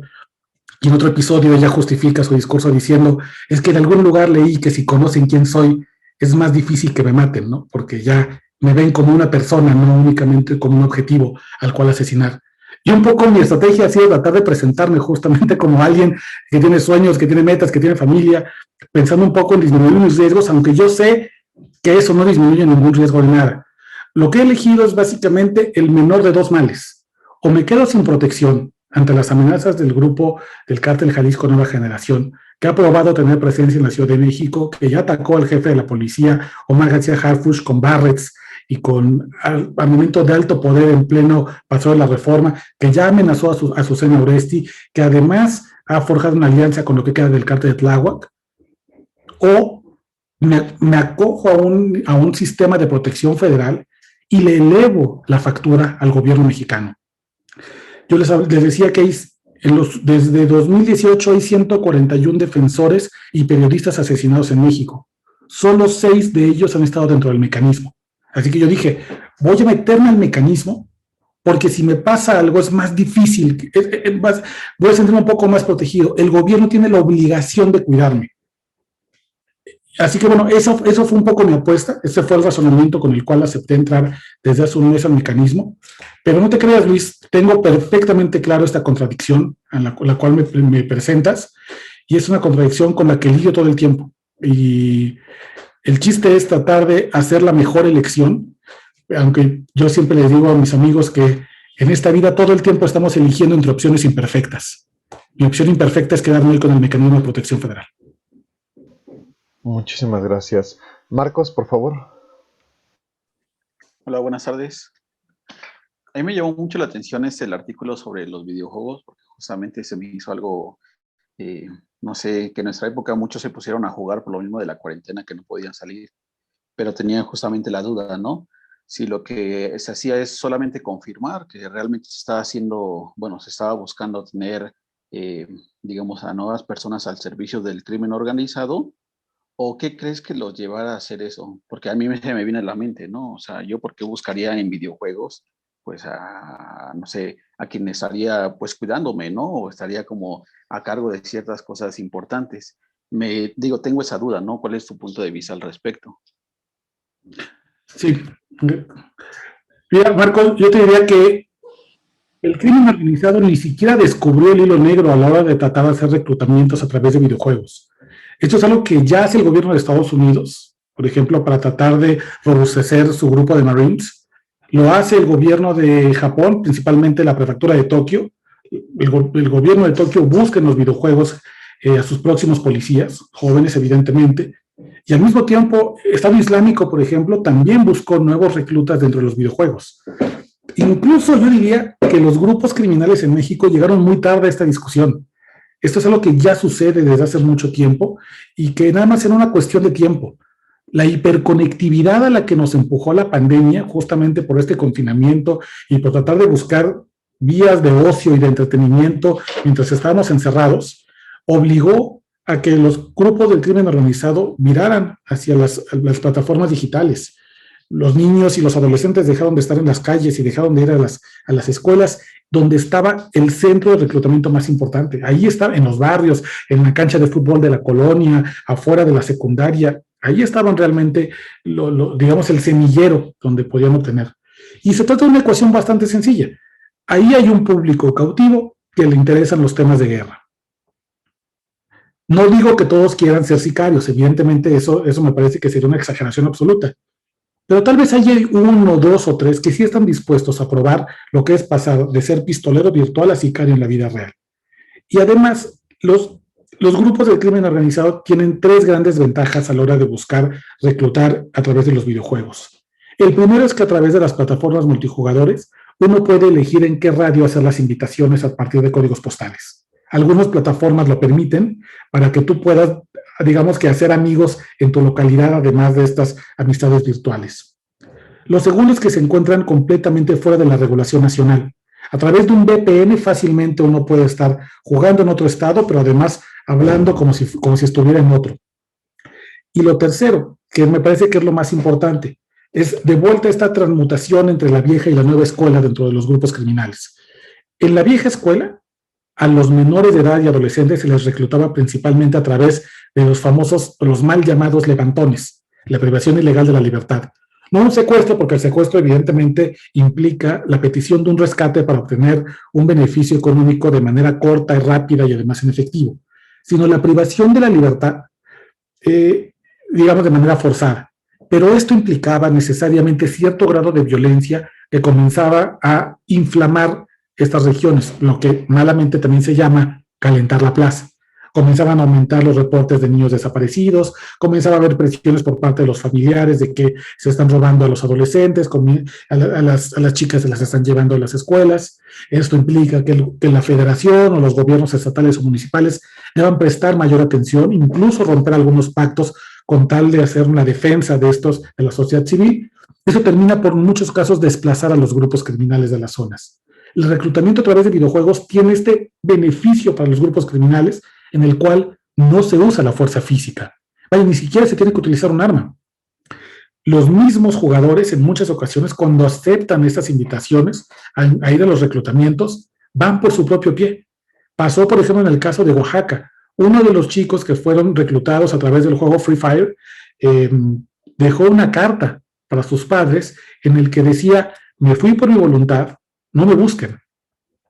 Y entonces eso le quita mucha carga de trabajo, por así decirlo, a los grupos criminales, y entonces pueden acceder a 4 o 5 chicos a los cuales nadie los va a buscar, entre comillas, no van a entrar entre los reportes de desaparición forzada, no se necesita hacer un arriesgado secuestro en la calle, disparar una bala para que estas personas lleguen. Y además, en muchas ocasiones me parece que solemos pensar en los niños metidos al crimen organizado únicamente como niños sicarios, que me parece que es el extremo más dramático de estas expresiones, cuando en realidad a los menores de edad tienen otros roles mucho más discretos dentro de los grupos criminales. Por ejemplo, debido a que es inconstitucional que un policía le haga una revisión corporal a un menor de edad, a los niños y a las niñas se les ocupa para transportar droga de un punto a otro. Nadie les va a revisar la mochila si no está un padre o un tutor. Pero al mismo tiempo los niños sirven también, por ejemplo, para pesar la droga, para limpiar las armas, para cuidar un punto de venta, para avisar a través de un radio si llega la policía o si llega el ejército. Así que todas estas condiciones, estas 3 condiciones que te digo, es lo que hace idóneo una especie de reclutamiento a través de videojuegos. Ahora, si es efectivo o no, yo creo que esa es otra discusión, pero los reclutamientos que hace el crimen organizado no son exclusivos de un solo canal. Es decir, mientras avanzan en el reclutamiento a través de los videojuegos, también están en otras vías. También están haciéndolo en Facebook, en Instagram, pero también están yendo en algunas colonias, siguen estando presentes en las calles, afuera de las escuelas. El chiste era únicamente tratar de meter un canal más de reclutamiento y meter sobre todo en la discusión pública no la quema de los videojuegos, no aventarlos a la pira de la hoguera y decir que son la expresión del demonio, sino una discusión responsable, real, moderna, sin una visión conservadora, donde decir cómo creamos espacios seguros, del mismo modo que hemos creado espacios seguros en nuestros espacios físicos. Si no estamos dispuestos como vecinos a dejarles la cancha de fútbol al narcomenudista, si no estamos dispuestos a cederles de esquina de la calle a un vato que vende armas, ¿por qué estamos dispuestos a dejarles el espacio virtual y digital a estos grupos criminales? Además, espacios que son de ocio, que son de entretenimiento legítimos, no solamente para adolescentes y niños, sino también para adultos. Muchísimas gracias, Oscar. Chris, por favor. De hecho, Chris, bueno, está pensando justamente en tomar una carrera de periodismo, entonces estaba muy interesado en escucharte. Sí, me gustó muchísimo la plática y te quería preguntar algo que mencionaste muy al principio, que era cárcel no es igual a justicia, y quería saber cómo tú evitas caer en esta visión muy punitivista que yo siento que veo a veces en los medios, en los que se propone que la solución es como cuánto se mete a la cárcel a los malos, o qué tan castigo severo se le da a los malos, o incluso han llegado a pasar, bueno, yo me he enterado de situaciones en las que hay linchamientos por parte de la población. Entonces, ¿tú cómo enfrentas eso? Qué pregunta tan complicada, me parece súper interesante. Yo creo que teniendo en cuenta justo estas categorías, cada vez comenzamos a hacer una discusión más interesante sobre las bondades o los prejuicios de la prisión preventiva oficiosa. Perdón, es que está sonando como loco mi teléfono con mi jefe. Denme, por favor, 2 minutos. Perdón. No pasa nada, no pasa nada. Aquí aprovechamos este espacio para recordarles que sigan a Oscar en Nación Criminal en Twitter, una fuente obligada de casi diario de checar información de su cuenta personal, o también que nos sigan por favor en la cuenta de la clase de narcotráfico y crimen organizado. Perdónenme, es que está medio cañón separarse 2 horas del trabajo. Como que no, gracias. Entonces no dejan mucho espacio para tener tiempos muertos en la tarde. Perdóname. Yo creo que una de las cosas que ayudan mucho a esta parte de no caer en la criminalización tiene que ver con mantenerte vigente en algunas discusiones que se están dando. Lo que pasó con Emilio Lozoya, me parece, y Rosario Robles, creo que es un ejemplo fantástico, ¿no? Como durante mucho tiempo justo creímos que el paradigma de la justicia era que cayeran en prisión las personas. Y hoy, gracias a las discusiones de los expertos sobre la diferencia entre prisión preventiva oficiosa y prisión preventiva justificada, es que podemos entender que de ninguna manera la cárcel puede ser una opción generalizada o un sinónimo de que las cosas llegaron a su correcto fin. Eh, yo te diría que más que una especie de regla, lo que ayuda bastante es a no únicamente buscar a periodistas que estén hablando de este tema, sino buscar a los expertos. De repente, creo que también el periodista caemos en esta trampa en la cual creemos que somos los expertos y creemos que somos todólogos y podemos resolver todo a partir de nuestros conocimientos. Y es muy fácil perderse en eso. Seguramente es algo que también le pasa en la academia. Eso también pasa a la gente que es investigadora. Uno termina por creerse experto y de repente el ego impide que uno sienta que puede consultar a gente que realmente sabe de temas en los que uno no es necesariamente un especialista.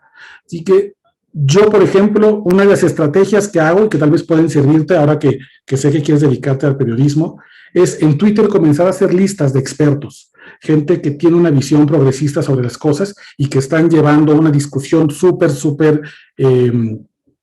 moderna de lo que está pasando. Yo hago eso, identifico cuáles son las voces que me gustan mucho, cuáles son los elementos de discusión que están metiendo al debate público, los sigo y además trato de interactuar con ellos en Twitter. Twitter, de verdad, a mí me encanta como red social porque permite esta interacción súper interesante y en lo que voy haciendo preguntas, sobre todo, nosotros nos alimentamos de las preguntas. Somos curiosos profesionales, somos chismosos profesionales. Así que no tengas miedo a hacer 1000 preguntas, a buscar a esta gente que está estudiando cosas súper interesantes. Y yo creo que además hay ciertos temas en los cuales tenemos que prestar atención. Prisión preventiva oficiosa me parece que es un tema increíble, que es como la evolución del tema del arraigo. Un segundo tema tiene que ver con los derechos de los consumidores de drogas. Esta visión, alejarnos de esta visión punitiva sobre el consumo de drogas. Y un tercero también tiene que ver con entender cómo se ha ido moviendo el lenguaje a partir de lo que nos piden poblaciones históricamente vulnerables. Por ejemplo, el lenguaje incluyente y el uso de la E, me parece que es otra de las grandes fronteras en la discusión que tenemos que tener sobre cómo redactar con una perspectiva de derechos humanos y cómo poder transmitir esas discusiones a los lectores y a los radioescuchas. Mi recomendación sería esa. ¿Cómo se evita revictimizar? ¿Cómo se evita caer en las trampas de los discursos oficiales?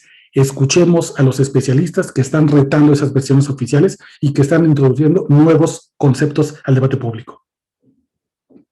Muchísimas gracias, Oscar. Justamente acabo de mandar un mensaje. Por si no siguen a Oscar en Twitter, en verdad se los digo, no se van a arrepentir. Casi diario saca alguna nota o una postura interesante. Aquí les dejé su Twitter en el chat. Por favor, Eduardo. Sí, pues muchas gracias, Oscar. Estuvo muy interesante, la verdad. Yo tengo una pregunta. Bueno, son como dos. Desde tu punto de vista, ¿cuál es el rol o tu rol como periodista en la guerra contra el narcotráfico? Ya nos comentaste que no existe como esta dicotomía entre Estado y crimen organizado. Eh, Quizás se convergen en algún punto, pero me refiero, guerra contra las drogas como la realidad social que estamos viviendo y cuál es tu papel dentro de esa realidad eh, como periodista. Y la otra, pues justo que te quería preguntar, o sea, ¿cómo transmitir este tipo de cosas de, bueno, prisión no es igual a justicia, o cómo transmitir la idea de que el cártel no es esta organización que nosotros pensamos de puros sombrerudos armados? ¿Cómo transmitirle eso al público? Porque de repente creo que funciona mucho para, no sé si para la academia o justo para las clases, pero cuando le dices a alguien a quien le secuestraron un hijo, a quien le mataron a un familiar, pues de repente ahí pues es un poco complicado. Y bueno, eso, muchísimas gracias. Claro, gracias, Eduardo. Yo creo que el primer rol es tratar de desmontar las narrativas que nos han impuesto tanto gobierno como crimen organizado, que es básicamente lo mismo como hemos estado platicando. Una de las narrativas que más trabajo ha costado desmontar, pero que me parece que en el cual ya llevamos un poco de camino hecho, es el tema de que el crimen organizado paga y paga muy bien. Esa es una primera narrativa que me parece que además los mismos medios fuimos alimentando a través de crónicas y trabajos periodísticos en las cuales dábamos cuenta de las grandes camionetas, de los capos, las grandes casas, la vida de lujos, de mujeres, de drogas, de sexo desenfrenado, porque lamentablemente muchos colegas hicieron de esta narrativa una especie de meta, de aspiración para muchos jóvenes. Y en vez de contar lo que realmente sucedía, fuimos mitificando y endiosando a estos criminales. Algo que, por ejemplo, en mi caso, trato de mantener presente cada vez que escribo sobre estos grupos, es revelar cómo estos sueldos que supuestamente pagan estos grupos criminales de 50,000 pesos, 60,000 pesos por asesinado, por encargo de sicario, esos no existen. Eso es una absoluta mentira que los mismos grupos criminales cuentan para atraer a personas dentro de sus filas. La mayoría de los grupos criminales no pagan un asesinato en efectivo, no pagan ni siquiera un trasiego de drogas. A la mayoría de los sicarios les están pagando hoy un coche chocado, 1 kilo de mota, medio ladrillo de cocaína. Y estas son las cosas que la gente no cuenta y que muchas veces no se cuenta tampoco en los medios porque no es tan atractivo a la hora de narrarlo como la gran casa y la gran vida de lujo. Pero hay que contarlas porque forman parte de la realidad.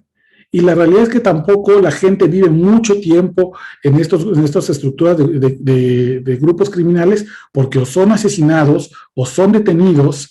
Y entonces esta idea de que prefiero vivir como rico a vivir toda mi vida como pobre tampoco sucede.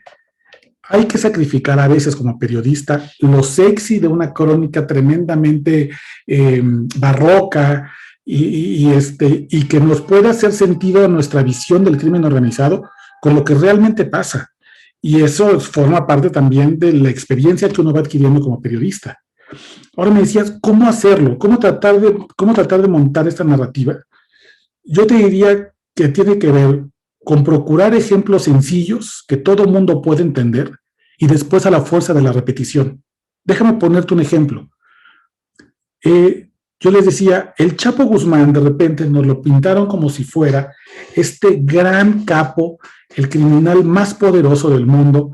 La revista Forbes lo coloca en el lugar 701 como entre los hombres más ricos del planeta, el gran CEO del crimen organizado que tiene presencia en 5 continentes y se trata de la mente maestra, vaya, Mark Zuckerberg del mundo criminal.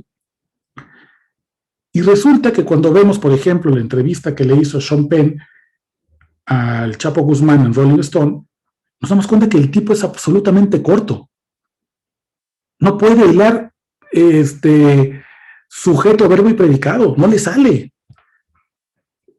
Ahora, cuando uno ve esa entrevista, de verdad, uno tiene que preguntarse, ¿esa es la mente brillante? Ese es el tipo que logró realmente construir un imperio y que tenía como 80,000 operadores financieros y cerebros económicos y testaferros y que manejaba miles de millones de dólares. A mí no me digan eso. Cuando viajé a Santa Rosa de Lima hace 2 años, cuando estaba lo más alto de la guerra entre el Mencho y el Marro, el líder del cártel Santa Rosa de Lima, hablaba yo con la gente de Villagrán y todo el mundo me decía que el Marro usaba WhatsApp todo el tiempo, pero como no sabe leer ni escribir, entonces mandaba mensajes de WhatsApp todo el tiempo. Todo el tiempo escuchaba y mandaba mensajes de WhatsApp, porque, vaya, tampoco podía escribir, no sabía. Era un analfabeto funcional. Pero de pronto en los medios y en las fiscalías y la narrativa era como de nos estamos enfrentando a un capo ultrapoderoso, súper conocedor de los negocios internacionales, transnacional. No, hombre, el cabrón hagan de cuenta el Amazon del crimen organizado. Y de vuelta yo les preguntaba, ¿de verdad se creen esa historia? ¿De verdad creen que ese tipo que después, muchos de ustedes pueden verlo en YouTube, ahí están los videos de este hombre, que no sabe decir 3 palabras sin meter una grosería, es realmente la mente maestra del mundo criminal.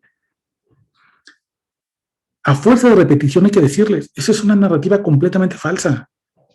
Para que el crimen organizado, para que el cártel de Sinaloa fuera lo que fue en el mundo criminal, para que el cártel Santa Rosa de Lima tuviera esa presencia criminal en tantos países y generara los millones que probablemente sí generó, no dependía del Chapo, ni dependía del Marro, dependía evidentemente de una estructura de empresarios, de contadores, de políticos, de gente que ya tenía experiencia en hacer negocios transnacionales, además de muchos banqueros que pudieran limpiar y lavar todo ese dinero en las instituciones financieras legalmente establecidas, en fondos de ahorro, de gente que conoce cómo se maneja la bolsa de valores. Eso era realmente el cártel. Ahí estaban realmente esta gente. Y entonces, a fuerza de repetirlo y a fuerza de repetirlo y a fuerza de decirles, por favor, vean el video de quién es el Chapo y quién es el Marlo. Y ahora díganme si de verdad les parece que podría generar una empresa. Esa gente, les aseguro que no podría ni siquiera manejar una empresa de hot dogs. Pero a la fuerza de estar repitiendo esto y de mostrar ejemplos que son obvios, que tienen sentido, que la gente puede ver en YouTube y después contrastar con lo que se dice, es como uno puede ir desmontando poco a poco este tipo de narrativas oficiales. Y sobre todo decirles e insistir en esto, la narrativa del crimen organizado en México no es una narrativa más que la narrativa oficial, más que lo que nos han dicho los gobiernos que es. El único problema es que hay un evidente conflicto de interés, porque gobierno y crimen organizado son exactamente lo mismo.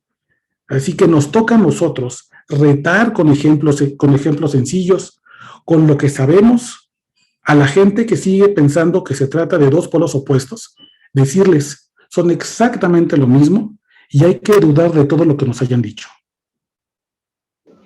Muchísimas gracias, Oscar.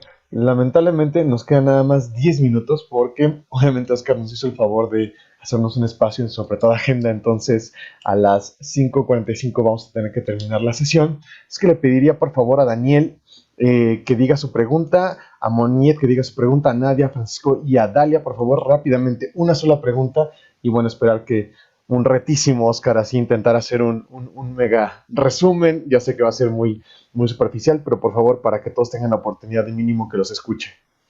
Es que, Daniel. Hola, bueno, no sé qué tanto se aleje mi pregunta, pero yo te quiero preguntar, ¿cuál es la relación entre activistas medioambientales y el narcotráfico? O sea, ¿cuál es el trato que hay? Y si dirías que es similar al trato con los periodistas que estuviste mencionando. Yo creo que lo voy a contestar en un minutito. Yo creo que hay una diferencia fundamental, que los periodistas estamos trabajando con algo intangible, como es la información y el derecho a la información para la ciudadanía, y eso nos permite en algunos casos trabajar desde lejos o trabajar, digamos, de manera remota o seleccionar dónde podemos hacer estas coberturas para que nos sea lo más seguro posible. Y en muchas ocasiones estas coberturas de riesgo las hacemos en lugares donde no vivimos, justo por un tema de seguridad. Difícilmente un periodista cubre el tema de crimen organizado justamente en la ciudad donde vive, porque eso nos expone de manera mayor frente a los criminales. Y un defensor de la tierra trabaja con un tema bastante tangible para ellos, el agua, la tierra, los minerales en su comunidad, y además pelean dentro del territorio donde están los grupos de crimen organizado. Por eso es que la mayoría de estos 141 periodistas y defensores de derechos humanos asesinados son lamentablemente defensores de derechos humanos y específicamente defensores de la tierra, activistas medioambientales que están todavía metidos en una dinámica de mayor riesgo, justo eso, ¿no? El trabajo que hacen ocurre en sus comunidades, donde están sus familias, sus vecinos, sus amigos, donde está todo su círculo social y donde además se ha metido el crimen organizado de manera decidida. Muchísimas gracias. Esto ya parece como speed question, ¿no? Pero muchas gracias por responder, Oscar. Moniet, por favor, muy brevemente. Sí, mi pregunta era así un poco extensa, pero así corta. ¿Llegaría en algún punto, tú considerarías que llegara en algún punto en que realmente la guerra contra el narco se empezara a hacer? Tendría que haber un punto en el que hubiera aún más violencia, así un punto súper violento para que después de eso cese eso. Y magnífica exposición, me fascinó. Muchas gracias. Yo, la verdad es que no sé, deseo que no haya un pico de violencia que nos lleve a esto, porque además Sucede que vamos pasando por picos de violencia y pareciera que estamos hartos y que ya llegó el punto de inflexión y no termina por llegar. Recuerdo un poco el tema de Ayotzinapa, que me pareció que por primera vez era el gran punto de inflexión para la sociedad mexicana.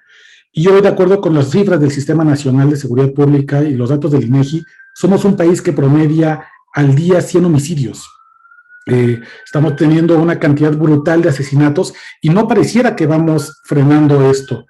Yo te diría que más allá que esperar la caída de la guerra contra las drogas, esa es una guerra perdida absolutamente. Este año se cumplieron 50 años de la guerra contra las drogas dictada desde Estados Unidos, y es una guerra que ha fallado en sus tres principales promesas. La promesa de no tener más usuarios de drogas, la promesa de no generar más violencia y la promesa de no tener más variedades de droga. Hoy tenemos más usuarios que nunca, pese a los presupuestos millonarios que se ha destinado a esta guerra contra el narco. Hoy tenemos mayores grupos criminales que generan mucha más violencia que la que teníamos hace 16 años y tenemos más variedades de droga. A las drogas naturales hay una discusión ya de despenalizarlas y regularizarlas como la marihuana, incluso los cultivos de amapola. Se han sumado nuevas variantes como las drogas de diseño, el fentanilo, que son altamente adictivas y además mortales. Así que yo te diría que más allá que pensar en el fin de la guerra contra las drogas, hay que pensar en cómo poder administrar la paz en una estrategia de seguridad. Había un fiscal italiano, perdón, soy pésimo con los nombres, pero este fiscal italiano había sido uno de los responsables de poder frenar a las familias de las mafias, de la 'ndrangheta, de la Cosa Nostra en Italia. Y él tenía una frase que me gustaba mucho. Si yo me fijo como objetivo detener al crimen, me voy a frustrar, porque no hay ninguna experiencia internacional, no hay ningún país, ni los nórdicos, los más avanzados, donde no haya crimen. A lo que aspiro es que cuando el crimen saque la cabeza del drenaje, el Estado los aplaste. Pueden existir en el desagüe, no que levanten la cabeza del pavimento y nos pongan en jaque a la sociedad civil. Yo creo que a eso es lo que me parece una meta realista a la cual podemos aspirar. Lamentablemente, para que eso termine, hay que hacer dos cosas que hoy me parecen sumamente complicadas.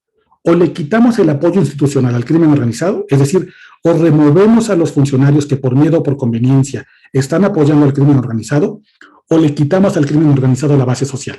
Es decir, de nuevo, la gente que por miedo o por conveniencia necesita que el capo esté ahí apoyando, pavimentando la calle, la remodelación de la iglesia, pagando las fiestas de los graduados de la escuela. Si logramos quitar uno de estos dos elementos de la ecuación, tendremos entonces la capacidad de frenar esta violencia. Pero hasta dónde va a llegar y cuál va a ser nuestro punto de inflexión, lamentablemente no sé si tenemos un pico de violencia al cual no hemos llegado y al cual podemos aspirar. Muchísimas gracias. Y bueno, una pregunta de un integrante muy especial, porque también es una colega tuya de Eje Central, pero también es parte de la clase de narcotráfico y crimen organizado. Nadia Rodríguez, por favor. Hola, Oscar. Una duda rapidísima. Creo que coincido mucho con la anterior argumentación que hiciste, pero creo que uno de los grandes problemas, y espero pudieras como ayudarnos a, no solo como reporteros, sino también como personas que estudian este fenómeno, cómo contar o cómo narrar o con qué elementos narrar el hecho de que el crimen organizado no es una cosa endémica de México. Es decir, el hecho de que circulen armas, circulen drones, haya lavado de dinero, habla de un sistema financiero internacional. Entonces, ¿cómo poder narrar con mayor precisión que no es una cosa del cártel de Tijuana, no es una cosa del cártel de Juárez, sino es un sistema internacional? ¿Cómo poder tener esta amplitud para ofrecerla a las personas que nos leen? Yo creo que el gran reto es justamente en la capacidad que tenemos como reporteros de hilar esas historias. No se me ocurre otro modo de explicarlo más que contándolo. Y siempre fijándonos en que la manera en la que contamos, sobre todo porque se trata de temas muy complicados, cómo explicar las redes de lavado de dinero, cómo se involucra el sistema bancario internacional, cómo se involucran además los puertos donde llegan las drogas que están conectados por rutas internacionales. Toda esa explicación tiene que ir forzosamente de algo muy complicado para los periodistas, explicar con claridad lo complicado. De repente tenemos esta tendencia, no solamente los periodistas, sino en general la academia, de que una manera en la que vamos a explicar un tema que nos parece complicado, para mostrar que somos muy inteligentes y que lo entendemos mucho, es hacer una explicación barroquísima, cuando en realidad lo complicado está en hacer una explicación sencilla que se parezca más a la tradición oral con la que se cuentan historias. Cuando me invitan los periodistas siempre les digo, intenta que sea platicado, intenta contar esta historia como la contaría tu abuela. Las abuelas son las grandes narradoras de nuestro tiempo, las mujeres que sabían administrar las pausas y las tensiones, la introducción a los personajes, los nudos y el desenlace del sistema aristotélico de introducción, presentación del problema, desenlace, ¿no? Toda esta ruta, contémoslo así y contémoslo con ejemplos. Cuando hablemos del cártel de Sinaloa, podemos hablar también no solamente de las rutas que tienen aquí en México, sino de cómo llegan además estas rutas a través de otros países. Cuando hablemos, por ejemplo, del enorme problema que tiene Michoacán por parte de las extorsiones a aguacateros y a limoneros, contemos también que gran parte de las armas con las que los grupos criminales como los Viagras, los H3, la familia michoacana, están extorsionando a esa gente, provienen principalmente del puerto de Lázaro Cárdenas y que está conectado directamente con Asia y que desde Asia llega la materia prima para que los narcolaboratorios aquí en Michoacán puedan hacer metanfetaminas que después van hacia Estados Unidos. Es un relajo, es muy complicado y necesita mucho más tiempo y mucho más espacio. Así que también elijamos los espacios donde podemos hacer ese tipo de explicaciones. Las plataformas digitales son lugares idóneos para hacerlas. Eje Central tiene la capacidad de poder hacer esas explicaciones porque el espacio digital es infinito. No así evidentemente una cápsula de radio como la que yo hago en Nación Criminal, donde tengo 4 minutos para explicar un tema súper complejo, o no un periódico, o no una revista que ya están desapareciendo. Ocupemos esos espacios. El podcast es una gran herramienta hoy, y también están ya las plataformas de streaming donde se pueden pichar series de 4 episodios donde podemos dedicar 15 minutos a explicar de dónde vienen las armas con las que extorsionan a los campesinos, de dónde vienen, por ejemplo, los vehículos blindados en Tamaulipas con los cuales se ataca a la Guardia Nacional, y de dónde vienen también, por ejemplo, estas mujeres que están esclavizadas sexualmente en la Merced o en la zona de Tlalpan. Muchas de ellas vienen lamentablemente de Venezuela y Colombia, y ahí están las mafias como Zona Divas, que buscaron de manera internacional a sus víctimas para traerlas a México. Busquemos esas explicaciones, hagámoslas de manera sencilla, tratando de seguir la tradición oral de las abuelas, pero innovando en las plataformas, donde tenemos tiempo, espacio y audiencia para poder explicar estos temas tan complejos. Muchísimas gracias, Oscar. En verdad, por favor, acompáñenme en reacciones, van a encontrar unas palmas, por favor, acompáñenme para felicitar a nuestro ponente el día de hoy y ya no robarle un minuto más, que yo sé que tienes una junta ahorita. En verdad, te lo agradecemos otra vez. Eres bienvenido cuando quieras a la Universidad Nacional Autónoma de México. Ojalá podamos escucharte más adelante. Y justamente tomando el último comentario, empezamos un podcast, vamos a empezar un podcast de la clase, justo para ir desmitificando estas cuestiones como tan sencillas como qué es un cártel, por qué se origina el crimen organizado, cuál es la relación del poder político con el crimen organizado, los temas de protección, etc. Entonces, en verdad, muchísimas gracias. Te haré llegar tu constancia lo más pronto posible. Disculpa por la burocracia universitaria, pero otra vez, gracias por estar con nosotros. No, hombre, muchísimas gracias a ustedes. Les agradezco mucho. Perdón por la interrupción de los jefes, pero ya saben que no para todo esto. Les agradezco mucho, de verdad. Gracias a todas y a todos por estar en este espacio. Me preguntaron ahí si podemos seguir las dudas en Twitter. Con muchísimo gusto. Mi cuenta de Twitter está ahí, es @OscarBalmen. Y de nuevo, pues, gracias, Daniel, por la invitación. No. Siempre es ustedes y estoy a la orden cuando quieran, lo que necesiten. Con mucho gusto, aquí estoy para servirles. Como, encantado. Muchísimas gracias, en verdad, Oscar. Que tengas una excelente tarde y otra vez gracias por darnos la plática. Gracias a ustedes. Hasta luego. Hasta luego a todas y a todos. Que estén muy, muy, muy bien.